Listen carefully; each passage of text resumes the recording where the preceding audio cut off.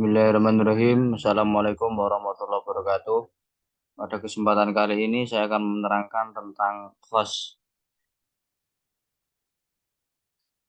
Pengertian secara bahasa adalah merupakan bentuk subjek atau isim fa'il yang berasal dari kata kerja khosso. Khosso ya khusu khoson bahwa khosin. Arti dari kata khos adalah yang mengkhususkan atau menentukan. Dalam lisanul Arab dijelaskan wa khassasu wahtassahu ai afrodahu bihi min duni ghairihi. Artinya menyendirikan tanpa memasukkan yang lain. Definisi lafadz khas dari para ulama adalah sebagai berikut. Menurut Manak Qotton, lafadz khas adalah lafadz yang merupakan kebalikan dari lafadz am, yaitu yang tidak menghabiskan semua apa yang pantas baginya tanpa ada pembatasan. Menurut Mustafa Said, lafadz khas adalah setiap lafadz yang digunakan untuk menunjukkan makna satu atas beberapa satuan yang diketahui. Sedangkan menurut Abdul Wahab Khalaf, lafadz khas adalah lafadz yang digunakan untuk menunjukkan satu orang tertentu. Karakteristik lafadz khas. Lafadz tersebut menyebutkan tentang nama seseorang, jenis, golongan, atau nama sesuatu. Misalkan Muhammadun Rasulullah waladzina ma'ahu asyiddaw 'alal kuffar. Lafadz Muhammad pada ayat tersebut adalah lafadz khas karena hanya menunjukkan satu orang. Kemudian lafadz tersebut menyebutkan jumlah atau bilangan tertentu dalam satu kalimat. Misalkan wal mutallaqatu yatarabbasna bi anfusihinna salasata quru'. Lafadz salasah pada ayat tersebut merupakan lafadz khas karena secara eksplisit menyebutkan tentang jumlah atau bilangan tertentu. Lafadz tersebut dibatasi dengan suatu sifat tertentu atau diidhofahkan. Misalkan wa makana lil mu'minin ayaqtula mu'minan illa khoto'a. Wa man qatala mu'minan khoto'an fa tahriru raqabati mu'minah. Lafadz raqabah mu'minah, hamba sah yang beriman, itu adalah lafadz khas karena menunjukkan pada satu jenis tertentu, yaitu hamba sahaya yang beriman. Selanjutnya bentuk taksis. Bentuk taksis ini adalah metode mentaksis lafadz yang am kemudian menjadi khas. Taksis berasal dari kata khas yang berarti khusus yang diikutkan wazan fa'ala. Maaf itu salah ketik, harusnya fa'ala. Lalu maknanya berubah menjadi mengkhususkan. Dalam usul fikih, taksis berarti mengkhususkan lafadz yang am kepada sebagian afrodnya, lafadz yang masuk bawahnya. Misalnya kafir mu'ahad, kafir yang melakukan perjanjian damai.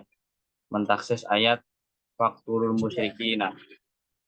Dalam ulumul Quran, taksis adalah mengkhususkan ayat Al-Quran atau hadis yang am dengan ayat lain atau hadis yang khos. Kemudian pembagian taksis. Taksis dibagi menjadi dua, yaitu taksis mutasil kemudian taksis munfasil. Taksis mutasil terbagi menjadi taksis dengan istisna, taksis dengan syarat, taksis dengan sifat, dengan goyah, dan terakhir dengan badal. Kemudian taksis munfasil dibagi menjadi empat. Ada taksis Quran bil Quran, ada taksis Quran bil hadis, ada taksis hadis bil Quran, ada yang terakhir taksisu al hadis bil hadis. Kemudian taksis mutasil, taksis dengan istisna adalah mengecualikan sesuatu dari sesuatu. Istisna dapat mentaksis kalimat yang am. Seperti contoh innal insana lafi khusr illal ladzina amanu. Kalimat illal ladzina amanu, innal insana lafi khusrin adalah ayat yang am. Kemudian ditaksis dengan illal ladzina amanu. Kalau dalam balaghah disebut qasr. Taksis dengan syarat adalah mentaksis lafadz dengan berikutnya yang menjadi sifat. Misalnya lauka nafihima alihatun illallahu lafasadata. Wa subhanallahi rabbil arsy amma yasifun. Seandainya pada keduanya di langit dan bumi ada Tuhan-Tuhan selain Allah, tentu keduanya telah binasa. Maha suci Allah yang memiliki arsy dari apa yang mereka sifatkan. Kemudian taksis dengan sifat. Taksisu bisifat adalah mentaksis lafadz yang am dengan lafadz yang berada setelahnya.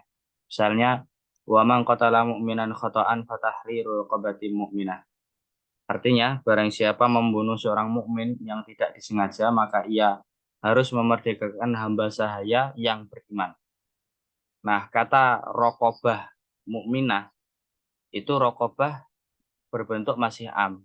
Kemudian mukminah itu baru sebagai mukoyatnya atau yang mengkhususkan bahwa rokobah yang dibebaskan itu haruslah rokobah yang mukmin.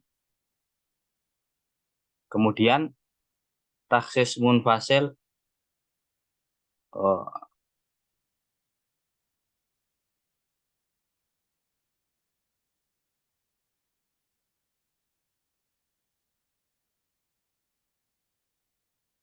taksis munfasil, taksis Quran bil Quran, mentaksis ayat satu atau potongan ayat dengan ayat yang lain. Seperti pada contoh surat Al-Baqarah ayat 221, wala tankihul musyrikat. Dan janganlah kamu menikahi wanita-wanita musyrik. Ayat tersebut ditaksis dengan surat Al-Maidah ayat 5 berikut ini. Wal muhsanatu minal ladzina utul kitaba min qablikum. Yang artinya wanita-wanita yang menjaga kehormatan di antara orang-orang yang diberi Alkitab sebelum kamu. Ayat Al-Baqarah yang melarang menikahi wanita musyrik hanya ditujukan kepada selain ahlul kitab seperti Yahudi dan Nasrani. Karena sudah ditaksis dengan ayat lain di surat Al-Maidah ayat kelima yang memperbolehkan menikahi ahlul kitab. Kemudian taksis munfasil Al-Quran dengan hadis. Seperti contoh wasariku wasariqatu faqta'u aydiyahuma. Nah, ini ditaksis dengan hadis Rasulullah laqad afi aqalla min rub'i dinar. Rahul jamaah. Artinya tidak ada hukuman potong tangan di dalam pencurian yang nilai barang yang dicurinya kurang dari seperempat dinar. Kemudian taksis munfasil. At-taksisu al-hadis bil Quran. Seperti contoh la yuqbalullahu sholata ahadikum idza ahdasa hatta yatawaddoa. Rawahu muttafaq alaih. Artinya Allah tidak menerima sholat salah seorang dari kamu bila ia berhadas sampai ia berwudu. Hadis tersebut kemudian ditaksis Al-Quran surat Al-Maidah ayat 6. Wa in kuntum mardo au ala safarin au jaa ahadum minkum minal ghaid aw lamastumun nisaa falam tajidu ma'a fatayammamu sa'idan thayyiban famsahu biwujuhikum wa aydikum min. Artinya, jika kamu sakit atau dalam perjalanan atau kembali dari tempat buang air atau menyentuh perempuan lalu kamu tidak memperoleh air, maka bertayamumlah dengan tanah yang baik atau bersih. Sapulah mukamu dan tanganmu dengan tanah itu. Kemudian at-takhsisu al-hadis bil hadis seperti contoh fima saqatis sama'u al-usyur. Artinya pada setiap tanaman yang disirami oleh air hujan zakatnya 1/10. Hadis ini dah ditaksis dengan hadis lain berikut. Laisa fi maduna khamsati ausuk shadaqatun. Tidak wajib zakat pada tanaman yang kurang dari 5 wasak atau sekitar 1000 kilogram. Terima kasih. Mungkin ini yang dapat saya sampaikan. Kurang lebihnya mohon maaf. Nun wal qalam yang masyurun. Wassalamualaikum warahmatullahi wabarakatuh.